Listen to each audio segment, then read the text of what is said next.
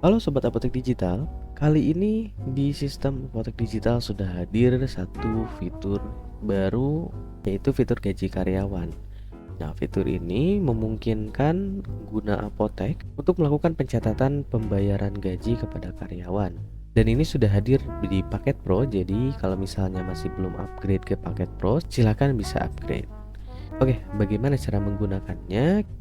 Oke, kita langsung saja ke fitur gaji karyawan atau penggajian di sini. Kemudian kita langsung saja ke bagian daftar gaji pokok.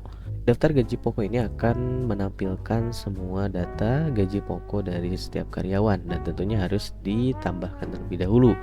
Nah, untuk penambahannya bisa ditambahkan pada tombol tambah data gaji, kemudian pilih dulu karyawan atau penggunanya siapa. Untuk saat ini saya pilih Usman. Kemudian gaji pokoknya kita isi, misalnya dalam hal ini 4 juta misalnya. Lalu potongan tidak masuk kerja per harinya itu adalah misalnya 100.000 ya. Oke, kita simpan. Dan setelah berhasil disimpan akan muncul di bagian daftar gaji pokoknya. Setelah itu kita bisa isi daftar tunjangan dan juga daftar potongan gaji. Ini bisa disesuaikan dengan kebutuhan apotek. Kemudian yang paling penting adalah pengaturan gaji atau dalam hal ini perhitungan gaji ya. Jadi setelah tadi sudah ditambahkan gaji pokoknya, tunjangan dan potongan gajinya, lalu kita bisa lakukan perhitungan gaji. Kita tambah perhitungan gaji, lalu pilih karyawan terlebih dahulu. Nah, untuk data karyawan ini diambil dari data gaji pokok. Jadi kalau misalnya di data gaji pokoknya belum ada nih, karyawannya belum muncul, berarti belum diisi di daftar gaji pokok. Bisa ditambahkan juga di sini di tanda tambah. Kemudian bisa pilih karyawannya seperti tadi.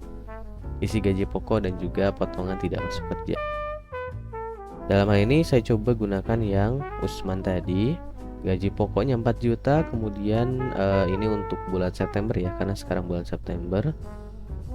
Kemudian jumlah hari tidak masuk kerjanya setelah dihitung misalnya ada 4 hari, sehingga total potongannya jadi 400.000. Dan setelah itu ditambahkan tunjangan seperti misalnya BPJS 150.000, kemudian ada tunjangan lainnya. Kita pilih misalnya uang lembur. Nah, untuk uang lembur ini misalnya untuk Usman ini dia lembur sebanyak 5 hari, sehingga uang lemburnya 30.000 dikali 5 hari. Oke, misalnya selanjutnya kita mau tambah tunjangan yang di sini tuh belum ada, berarti kita bisa tambahkan di sini ada tanda tambah.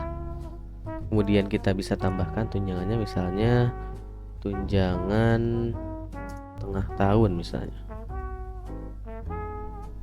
Nilai tunjangannya misalnya 100.000 dan silahkan berikan catatan kalau perlu. Kemudian bisa disimpan. Kalau sudah disimpan nanti akan muncul di sini tunjangan tengah tahun. Kemudian untuk potongan lainnya silahkan bisa ditambahkan sesuai kebutuhan, seperti misalnya penggantian barang atau utang dan lain-lain, itu silahkan ditambahkan. Di sini seperti tadi juga sama.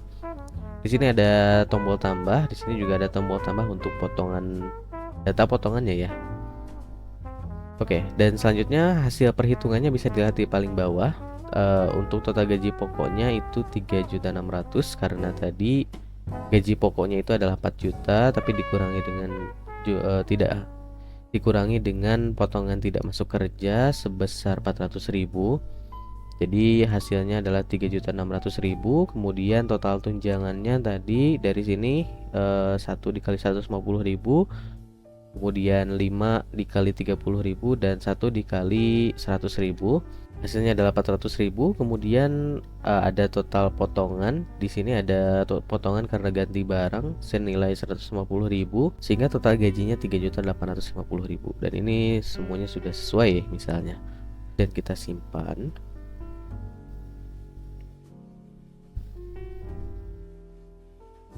Oke, setelah disimpan nanti akan muncul di halaman pengaturan gaji dengan statusnya belum diverifikasi. Dan untuk meneruskan ke pembayaran gaji harus diverifikasi terlebih dahulu, dan tentunya kami sarankan untuk hanya pihak terkait saja seperti owner ataupun bagian keuangan yang melakukan verifikasi ini. Tentunya ini bisa disetting pada hak aksesnya ya, di manajemen pengguna, kemudian menuju ke peran dan hak akses. Kita bisa cek juga di sini untuk detailnya. Ini sudah oke misalnya. Setelah oke, kita bisa verifikasi. Nah, setelah diverifikasi baru akan muncul di halaman pembayaran gaji. Nah, untuk pembayaran gaji ini khusus untuk transaksi pembayarannya. Jadi seperti misalnya ini untuk gaji Usman ini statusnya belum dibayar, tapi sudah dihitung tadi, sudah diverifikasi. Kalau misalnya sudah dibayar dan tinggal dicatat, silakan bisa klik bayar. Kemudian bisa sesuaikan waktu transaksinya kalau perlu, kemudian bisa pilih akun kas mana yang jadi akun pembayarannya. Kemudian ada catatan pembayaran gaji bla bla bla, ini silahkan bisa disesuaikan kalau perlu. Dan ada juga biaya admin yang bisa diisi ya. Kalau misalnya ada biaya admin yang berlaku, seperti misalnya ada proses transfer memerlukan biaya admin Rp2.000, dan kalau sudah sesuai nanti akan total pembayarannya menjadi Rp3.852.000 untuk gaji Usman ini. Kemudian kita bisa simpan. Setelah disimpan nanti akan muncul di sini ya, di bagian pembayaran gaji ini beserta nomor transaksinya. Kita coba reload terlebih dahulu. Oke, sekarang sudah muncul nomor transaksi, kemudian tanggal pembayarannya kapan. Oke, lalu di sini itu bisa cetak slip gaji untuk nantinya diberikan kepada karyawan tersebut. Begitu, dalam hal ini misalnya Usman. Jadi nanti kalau perlu silahkan dicetak slip gajinya, baik itu dicetak menjadi PDF ataupun dicetak ke kertas ya menggunakan printer. Dalam hal ini misalnya ukurannya A4. Dan nanti kalau sudah di bagian bawah juga sudah disediakan kolom untuk tanda tangan, dan ini diisi oleh ownernya ya. Selain dari slip gaji juga nanti kalau misalnya ada kesalahan nanti bisa dibatalkan pembayaran gajinya. Jika dibatalkan, proses buat ulangnya itu harus dimulai lagi dari pengaturan gaji, dari perhitungan gaji, kemudian dari pengaturan gaji diverifikasi lagi, kemudian masuk lagi ke pembayaran gaji dan lakukan pencatatan pembayaran seperti yang tadi dilakukan. Oke, mungkin itu saja tutorial kali ini. Kalau misalnya masih ada kendala ketika menggunakan fitur gaji karyawan ini, itu silahkan bisa langsung saja hubungi ke WhatsApp support kami dan akan kami bantu semaksimal mungkin. Terima kasih.